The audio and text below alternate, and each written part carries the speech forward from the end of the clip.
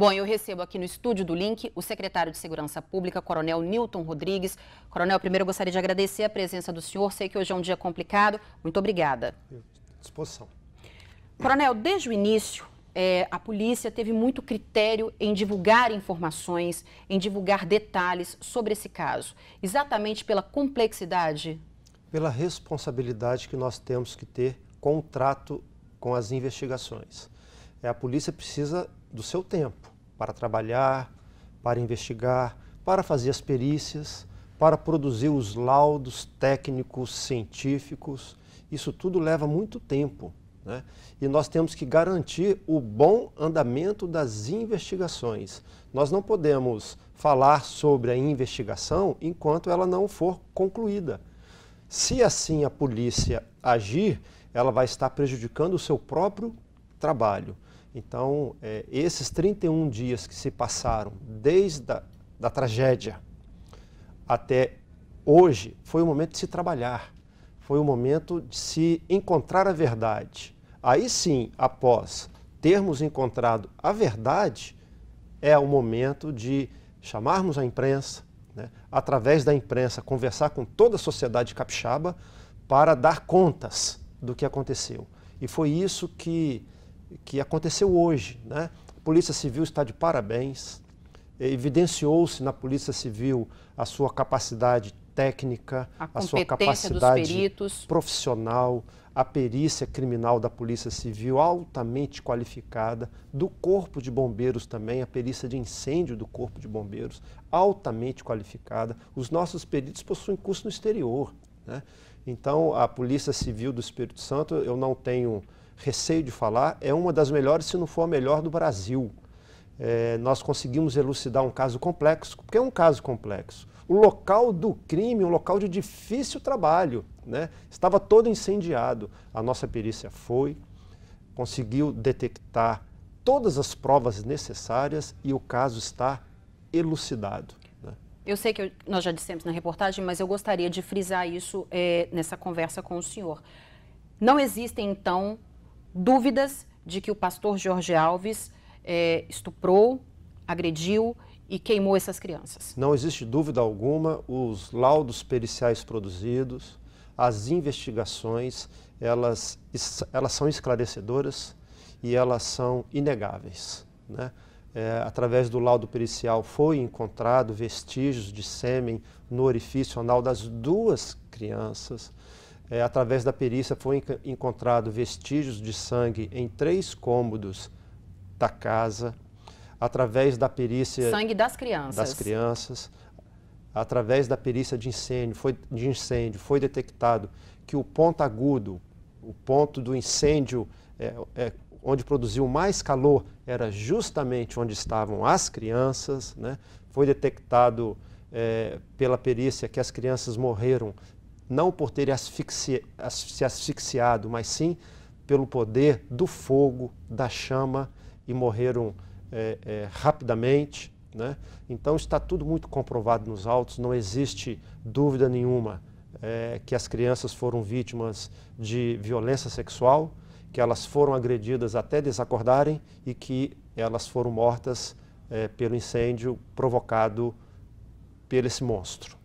Bom, depois da coletiva da Força Tarefa, né, depois da coletiva que vocês realizaram, inúmeros boatos se espalharam e estão se espalhando pela internet. Então eu gostaria de saber do senhor o que é verdade ou não.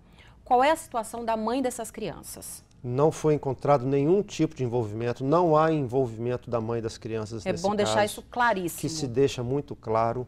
As investigações, elas se aprofundaram nesse quesito também e não foi detectado envolvimento algum da mãe neste caso.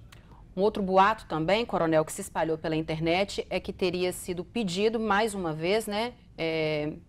Que teria sido pedido a exumação do corpo de uma filha do casal que morreu ainda bebê, porque também teria suspeita de que essa criança teria sido assassinada.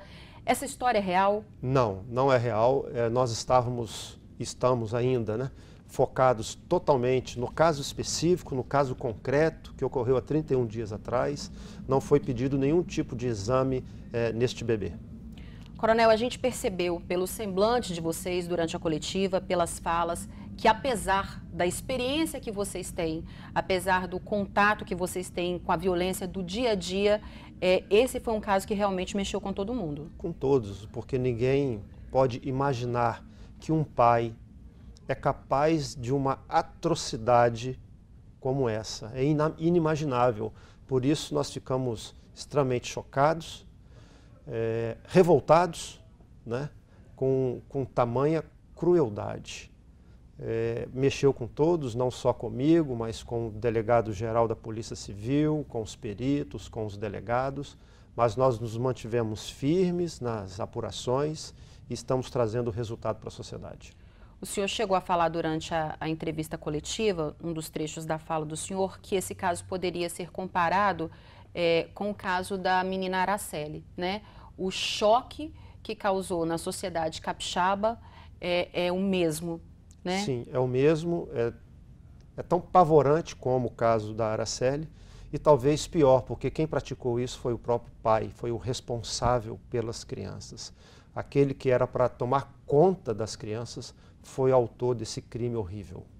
Secretário, os advogados de defesa do George, durante algumas falas no dia de hoje, eles dizem que eles não tiveram acesso a nada do processo, que eles são os únicos que não tiveram acesso a nada, que até a imprensa tem mais informações do que eles. Essa informação procede? O inquérito estava sob segredo de justiça, a justiça quebrou parcialmente este segredo de justiça. Uma parte ainda continua. Parcialmente porque não pode ser cedido nenhuma prova documental, não pode ser entregue nenhuma prova documental, porém pode ser falado do resultado das provas documentais. Os advogados de defesa é só ligar a televisão e acompanhar a coletiva que eles vão ter as informações.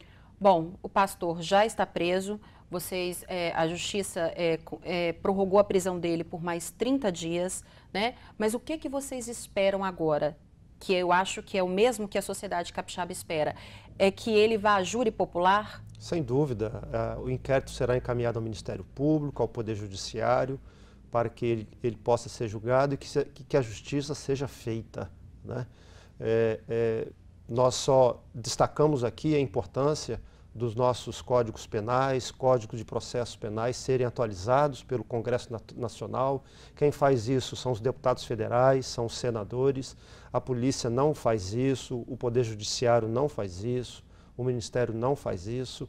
Quem atualiza a legislação, as leis, são os deputados federais e senadores. Lá em Brasília, é hora de se atualizar. O nosso Código Penal de 1940, ele foi feito para reger uma sociedade que vivia em 1940.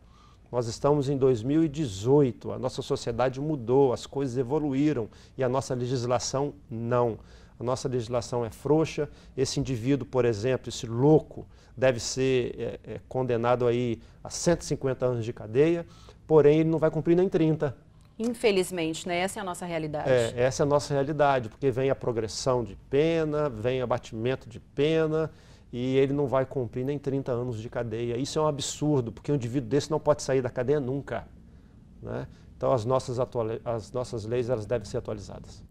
Coronel, eu gostaria de agradecer a presença do senhor aqui no Link, mais uma vez parabenizar a polícia pelo trabalho e só para encerrar nossa conversa eu gostaria que o senhor frisasse mais uma vez aquela pergunta que eu fiz anteriormente, de que não existe nada que ligue a mãe a esses crimes. Não existe nada, as investigações avançaram e em nenhum momento foi detectado qualquer tipo de envolvimento dessa mãe.